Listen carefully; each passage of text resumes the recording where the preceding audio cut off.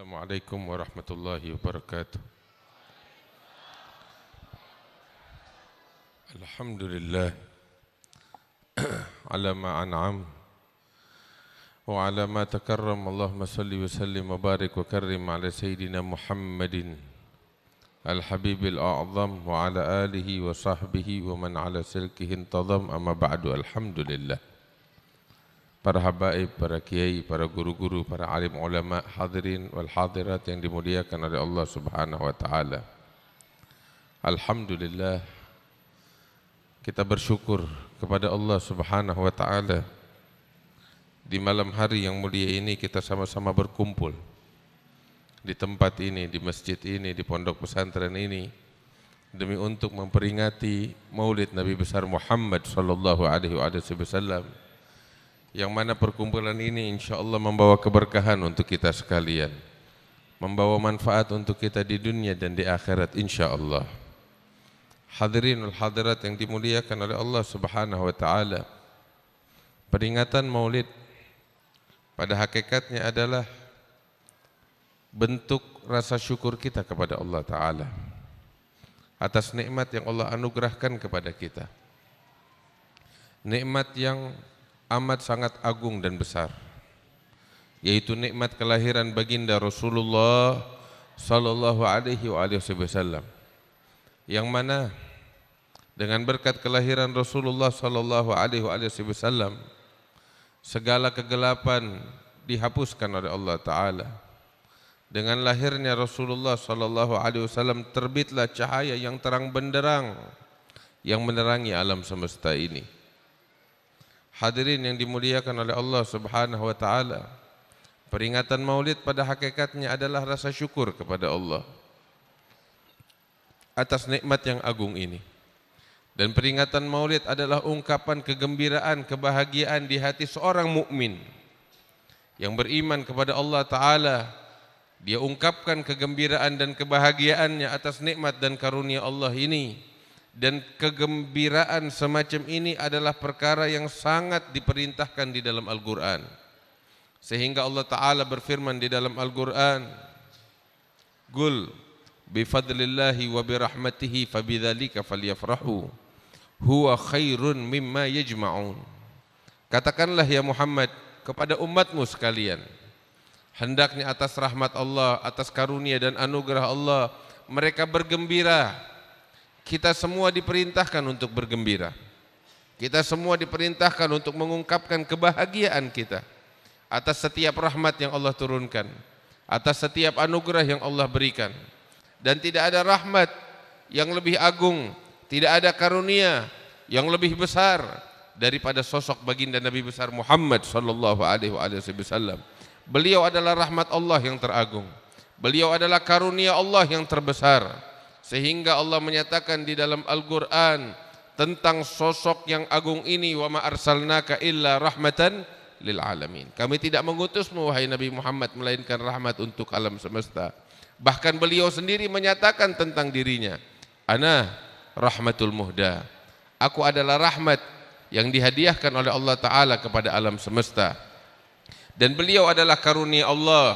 Wa basyiril mu'minina bi anna lahum minallahi fadlan kabira. Berikan kabar gembira kepada orang-orang beriman bahwa untuk mereka anugerah dan karunia yang besar dari Allah Subhanahu wa taala. Sayyidina Abdullah bin Abbas beliau menyebutkan bahwasanya yang dimaksud dengan fadlan kabira, karunia dan anugerah besar ini adalah sosok baginda Nabi besar Muhammad sallallahu alaihi wasallam. Oleh karena itu saat ini kita bergembira atas kelahiran Rasulullah sallallahu alaihi wasallam yang merupakan rahmat dan karunia agung Allah Subhanahu wa taala. Kemudian Allah menegaskan huwa khairun mimma yajma'un. Kegembiraan ini lebih mulia, lebih baik, lebih agung daripada apa yang dikumpulkan oleh manusia dari pernak-pernik dunia yang hina.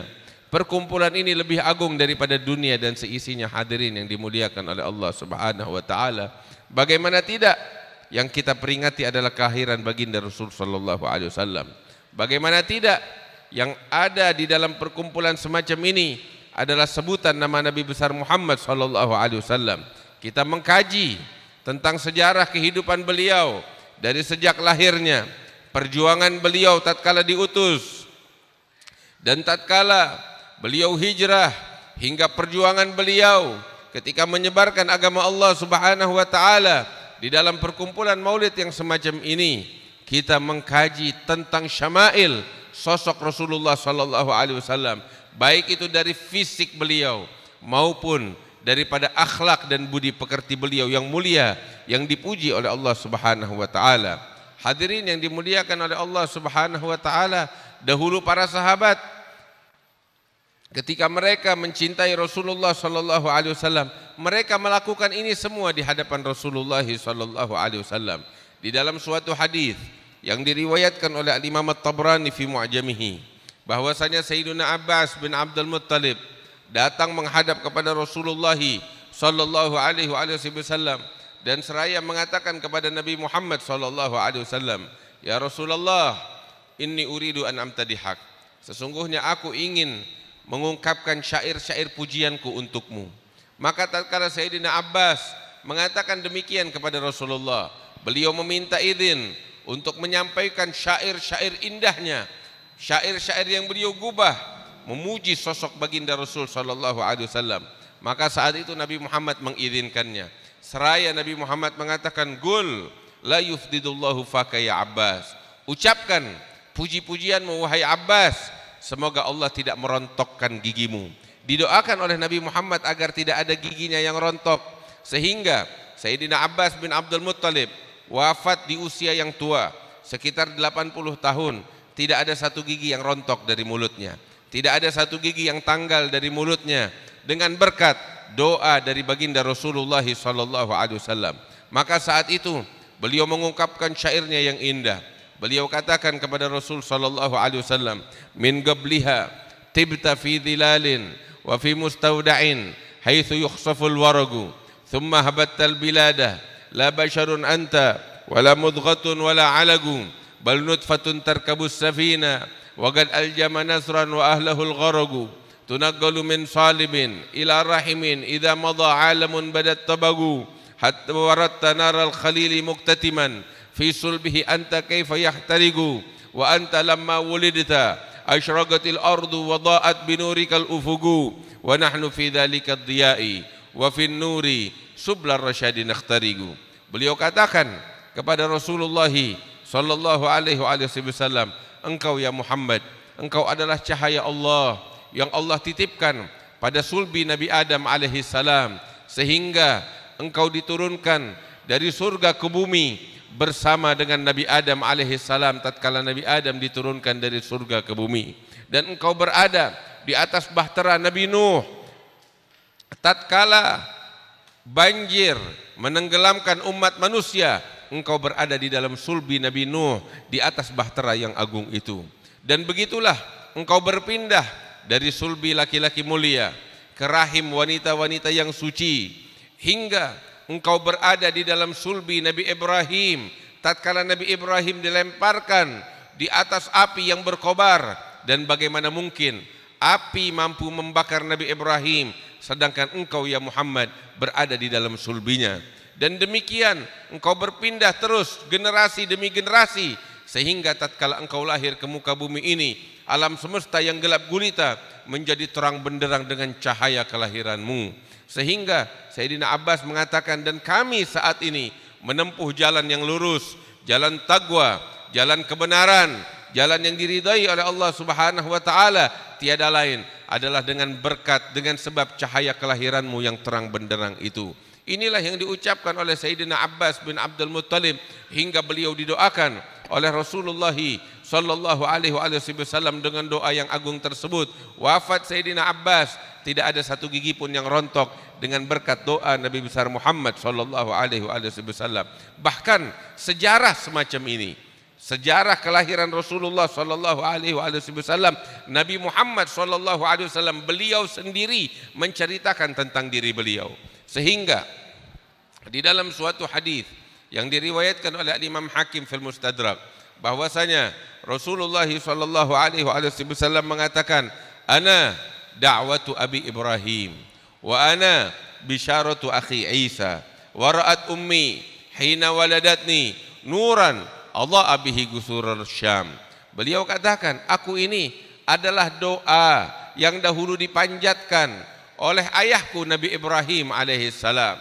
Hadirin yang dimuliakan oleh Allah Subhanahu wa taala wal hadirat, dahulu Nabi Ibrahim ketika diperintahkan oleh Allah taala untuk meninggikan pondasi Ka'bah, Allah Subhanahu wa taala menceritakan, wa idh yarfa'u Ibrahimul qawa'ida minal baiti wa Ismail Rabbana taqabbal minna innaka antas samiul alim Rabbana waj'alna muslimaini laka wa min dhurriyyatina ummatan muslimatan lak wa arina manasikana wa tub alaina innaka antat tawwabur rahim Rabbana wab'ath fihim rasulan minhum yatlu alaihim ayatika wa yu'allimuhumul kitaba wal hikmata wa yuzakkihim innaka antal azizul hakim. Allah Ta'ala menceritakan bagaimana Nabi Ibrahim tatkala meninggikan pondasi Ka'bah. Allah berfirman, dan ingatlah tatkala Nabi Ibrahim meninggikan bangunan Ka'bah, pondasi Ka'bah bersama putranya Ismail. Saat itu beliau berdoa tatkala meletakkan batu demi batu, batu pondasi demi batu pondasi diletakkan oleh Nabi Ibrahim. Setiap kali beliau meletakkan batu, beliau berdoa kepada Allah, ya Allah, taqabbal minna innaka antas samiul alim. Terimalah persembahan kami, karena sesungguhnya Engkau Maha mendengar, Engkau Maha mengetahui. Kemudian beliau berdoa kepada Allah Subhanahu wa taala, jadikanlah kami sebagai orang-orang yang berserah kepada Engkau dan perlihatkan kepada kami manasik kami, dan jadikan kami semua dan keturunan kami sebagai umat yang berserah diri kepada Engkau. Kemudian Nabi Ibrahim berdoa, wab'ath fihim rasulan minhum yatlu alaihim ayatika, dan utuslah dari mereka, di tengah-tengah mereka, seorang utusan, seorang rasul yang membacakan kepada mereka ayat-ayat sucimu, yang membacakan untuk mereka kitab sucimu, mensucikan mereka, mengajarkan mereka dari kebodohan. Utuslah di tengah-tengah mereka seorang utusan. Inilah yang dipanjatkan oleh Nabi Ibrahim tatkala meninggikan bangunan Ka'bah. Maka doa tersebut diijabah oleh Allah Subhanahu wa taala, sehingga setelah ribuan tahun lahir di tengah-tengah penduduk Mekah sosok Nabi yang agung, yaitu Nabi besar Muhammad sallallahu alaihi wasallam. Dan beliau mengatakan, aku ini adalah doa yang dahulu dipanjatkan oleh ayahku Nabi Ibrahim alaihissalam. Kemudian Nabi menambahkan lagi, wa ana bisyaratu akhi Isa, dan aku adalah berita gembira yang dahulu diberitakan oleh saudaraku Nabi Isa alaihissalam. Bagaimana Nabi Isa tatkala diutus oleh Allah di tengah-tengah Bani Israel, Nabi Isa alaihissalam membawa misi yang agung, karena setiap utusan Allah yang diutus di tengah-tengah kaumnya, mereka datang bukan begitu saja, akan tetapi mereka memikul suatu amanat dari Allah, membawa risalah dari Allah, membawa misi yang agung dari Allah Subhanahu wa taala. Dan misi yang dibawa, amanat yang dipikul, yang dibebankan oleh Nabi Isa alaihissalam adalah membawa berita gembira kepada umat manusia tentang kedatangan seorang nabi di akhir zaman setelah Nabi Isa alaihissalam, yaitu Nabi besar Muhammad sallallahu alaihi wasallam. Dan hal ini disampaikan oleh Nabi Isa kepada seluruh Bani Israel, sehingga Allah menceritakan tentang hal itu di dalam Al-Quran. Wa idh qala Isa ibn Maryam ya Bani Israila inni rasulullahi ilaikum musaddiqan lima baina yadayya minat taurati wa mubasysyiran bi rasulin ya'ti min ba'dihi ismuhu Ahmad. Nabi Isa bagaimana diceritakan oleh Allah Ta'ala di dalam Al-Quran, beliau, Allah Ta'ala menceritakan tentang sosok Nabi Isa. Dan ingatlah tatkala Nabi Isa ibnu Maryam mengatakan kepada Bani Israel, wahai Bani Israel, aku adalah utusan yang diutus oleh Allah Subhanahu wa taala, yang datang kepada kalian dengan mempercayai kitab suci Taurat yang ada di hadapanku, dan aku datang kepada kalian dengan membawa berita gembira tentang kedatangan seorang nabi setelah aku yang bernama Ahmad, yaitu Nabi besar Muhammad sallallahu alaihi wasallam. Hadirin yang dimuliakan Allah, Nabi Muhammad mengatakan di dalam hadisnya yang diriwayatkan oleh Imam Hakim, aku adalah kabar berita tersebut yang dahulu diberitakan oleh Nabi Isa alaihi salam kepada Bani Israel tentang kedatangan seorang nabi di akhir zaman setelahnya yang bernama Ahmad. Akulah beliau, akulah orang tersebut yang dahulu diberitakan oleh Nabi Isa alaihi salam. Terus Nabi mengatakan, wara'at ummi hina waladatni nuran Allah bihi gusur Syam. Nabi menceritakan tentang detik-detik kelahirannya. Kita saat ini berkumpul mengkaji tentang sejarah kelahiran Rasulullah SAW. Kita sekarang berkumpul memperingati tentang kelahiran Nabi Muhammad SAW, dan kita membaca rawi, kita membaca maulid yang menceritakan sejarah kelahiran Rasulullah, detik-detik persalinan. Ketahuilah dahulu Nabi Muhammad SAW, beliau sendiri menceritakan tentang proses persalinan tersebut, tentang kelahiran atau detik-detik kelahiran beliau. Beliau katakan, wara'at ummi hina waladatni nuran Allah bihi gusur Syam. Beliau katakan, tatkala ibuku melahirkanku, pada detik-detik persalinan, saat aku keluar dari rahim ibuku, saat itu juga bersamaku keluar atau terbit cahaya yang terang benderang yang menerangi alam semesta, hingga ibuku saat melahirkanku melihat dengan mata kepalanya cahaya yang terang benderang keluar dari rahimnya yang menerangi alam semesta, hingga ibuku, kata Nabi Muhammad, melihat bangunan-bangunan yang ada di negeri Syam karena cahaya yang terang benderang yang menerangi alam semesta tersebut. Nabi menceritakan mukjizat yang terjadi pada saat kelahiran dirinya, yaitu ibunya melihat cahaya yang terang benderang hingga beliau melihat bangunan-bangunan yang ada di negeri Syam. Saat itu dari Mekah ke negeri Syam perjalanan 1 bulan pergi dan 1 bulan kembali, perjalanan yang sangat jauh. Akan tetapi dengan kelahiran Rasulullah, cahaya terang benderang terbit hingga bangunan-bangunan yang jauh terlihat dari kota Mekah, disaksikan oleh ibunya, dan ini adalah isyarat bahwasanya agama Nabi Muhammad SAW akan sampai ke tempat-tempat yang jauh tersebut.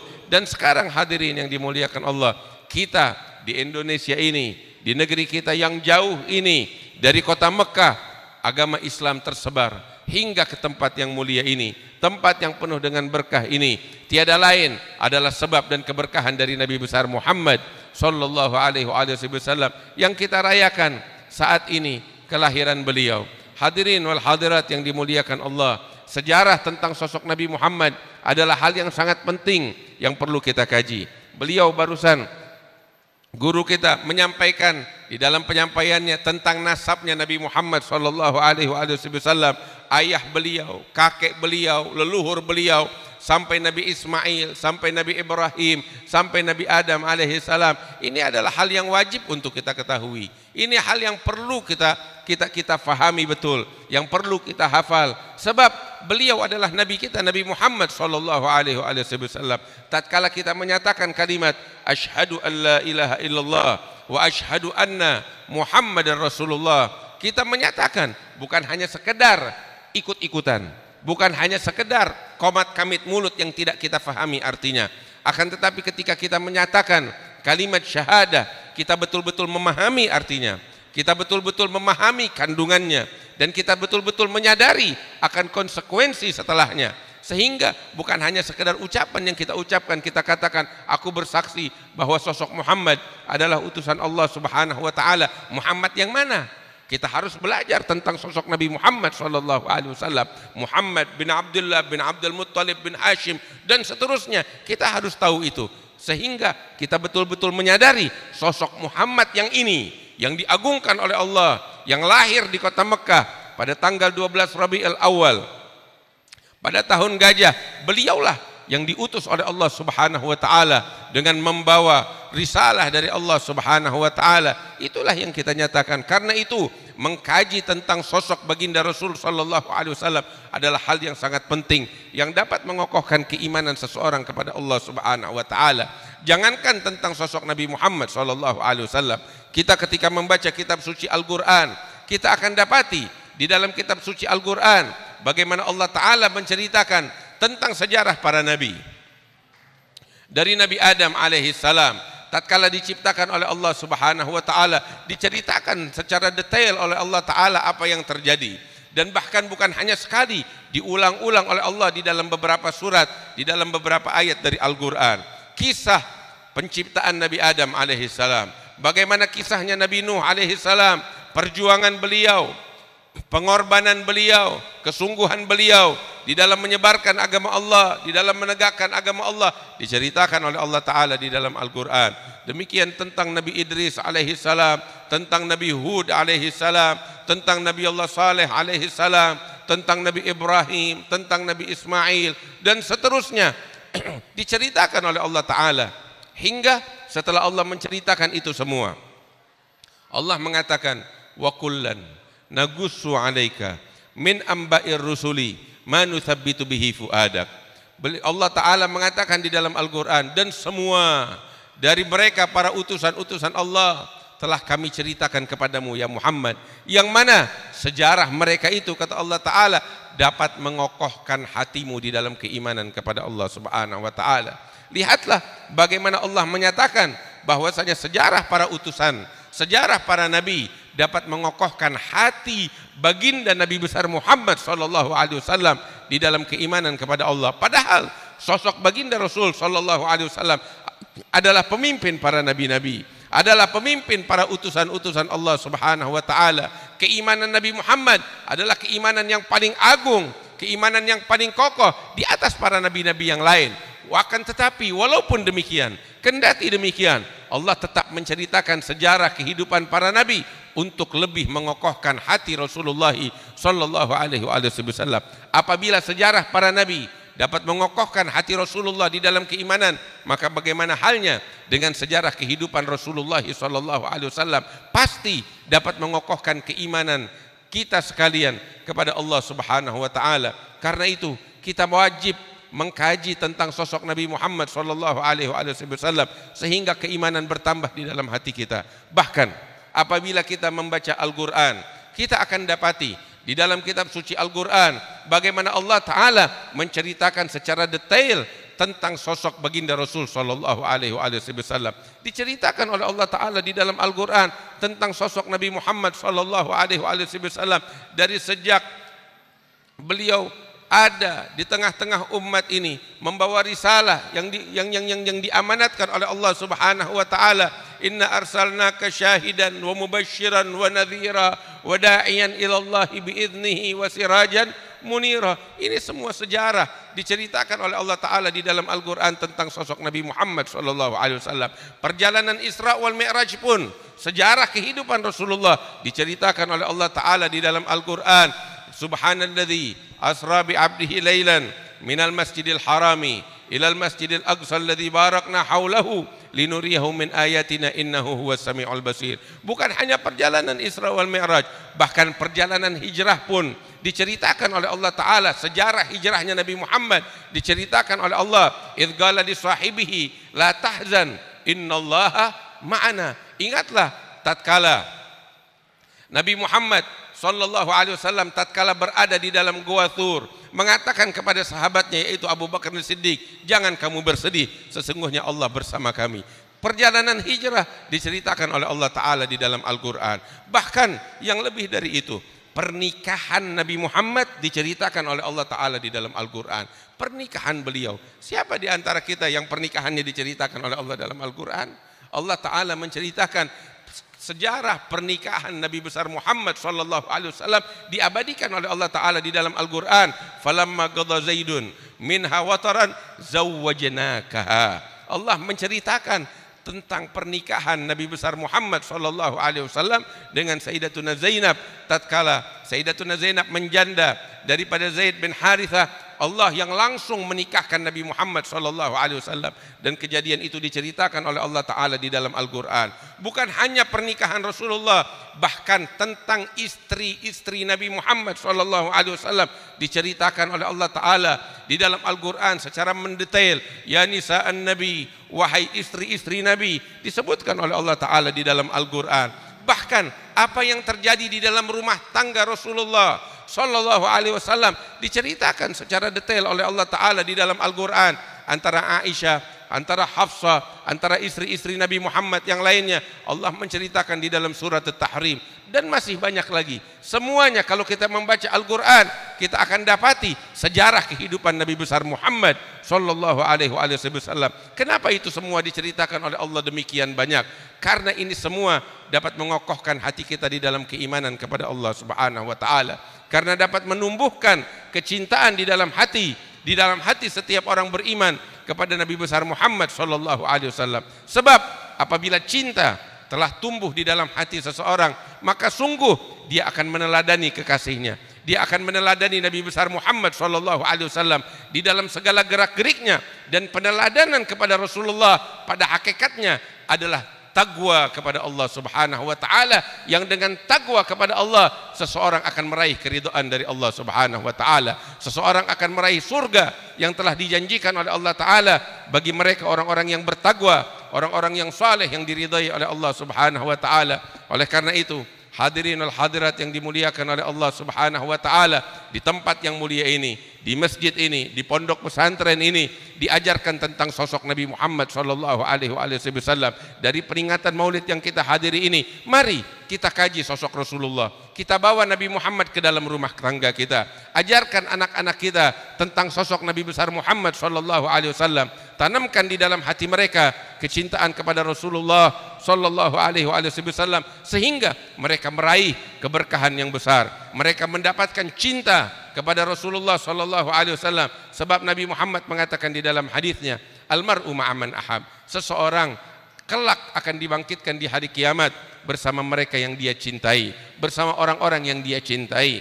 Apabila kita mencintai sosok Nabi Muhammad sallallahu alaihi wasallam, maka ambil kabar gembira, di hari kiamat kita akan dibangkitkan oleh Allah bersama Nabi besar Muhammad sallallahu alaihi wasallam.